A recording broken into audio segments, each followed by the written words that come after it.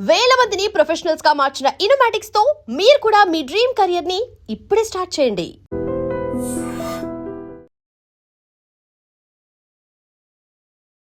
భారతీయ చలనచిత్ర సంగీత చరిత్రలో చెరగని ముద్ర వేసిన దిగ్గజ గాయని ఆశా భోంస్లే ప్రసిద్ధ సంగీత కుటుంబంలో జన్మించారు.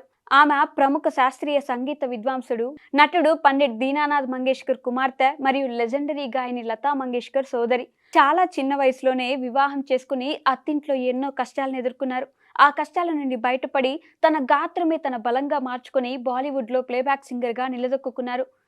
1940లో చివరిలో ప్రారంభమైన ఆమె ప్రస్థానం దాదాపు 8 దశాబ్దాల పాటు కొనసాగింది. వేల సంఖ్యలో పాటలు పాడారు. శాస్త్రీయ సంగీతం, భజనలు, గజల్స్ నుండి పాప్, డిస్కో, క్యాబరీ పాటల వరకు అన్ని రకాల పాటలను పాడగల సామర్థ్యం ఆమె ప్రత్యేకత.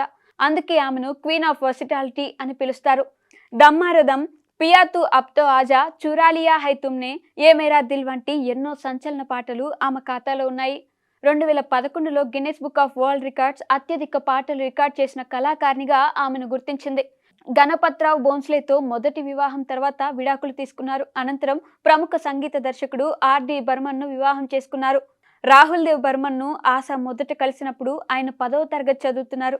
వీరి కలయిక తీశ్రీ మంజిల్తో మొదటిసారిగా వెలుగులోకి వచ్చింది. వారు క్యాబరే, రాక్, డిస్కో, గజల్స్ మరియు శాస్త్రీయ సంగీతం వంటి అన్ని రకాల పాటలను రికార్డ్ చేశారు. 1970లో వీరి కలయికలో వచ్చిన పియా తూ అబ్ తో ఆజా, దమ్మారో దమ్, చురా లియా హై తుమ్నే వంటి పాటలు హిందీ సినిమా సంగీతాన్ని ఒక ఊపు ఊపాయి.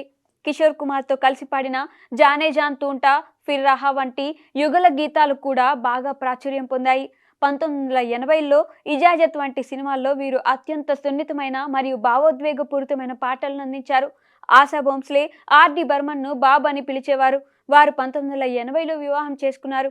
వారి భాగస్వామ్యం ఆయన మరణం వరకు కొనసాగింది. 70ల మధ్య నుండి 90ల మధ్య వరకు బప్పీ లహరితో ఆశా సుదీర్ఘ అనుబంధం ఉంది. నమక్ హలాల్, షరాబీ, హిమ్మత్ వాలా, తోహ్వా వంటి చిత్రాలకు ఆమె పాటలు పాడారు. కిషోర్ కుమార్ మరియు ఆశా భోంస్లే కలిసి పాడిన చివరి పాట గురు గురు ఆజావో గురు కూడా బప్పీ లహరి సంగీతంలోనే వచ్చింది. ప్రముఖ స్వరకర్త ఇళయరాజా 1980ల ప్రారంభంలో ఆశాతో పనిచేయడం మొదలుపెట్టారు. వీరి మొదటి కలయిక మూన్రం పిరై. 2000లో కమల్ హాసన్ చిత్రం హేరామ్ కోసం నీ పార్వ పార్తై అనే పాటను హరిహరన్తో కలిసి ఆమె పాడారు. ఏఆర్ రెహమాన్ ఆశాతో కలిసి రంగీలా చిత్రానికి పనిచేశారు. ఆ తర్వాత వారు లగాన్లోని రాధా కేసే నాజలే, తాల్లోని కహిన్ ఆగ్ లగే వంటి అనేక హిట్ పాటలను రికార్డ్ చేశారు. ఆశా భోంస్లే మదన్ మోహన్, సలీల్ చౌదరి, సి రామచంద్ర, లక్ష్మీకాంత్ ప్యారేలాల్, నౌషద్ అలీ, శంకర్ జయకిషన్, అను మాలిక్ వంటి దాదాపు అందరూ ప్రముఖ సంగీత దర్శకులతో పనిచేశారు.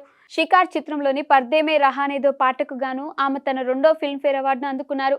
ఏప్రిల్ 12, 2026న 92 ఏళ్ల వయసులో ముంబైలో కన్నుమూశారు.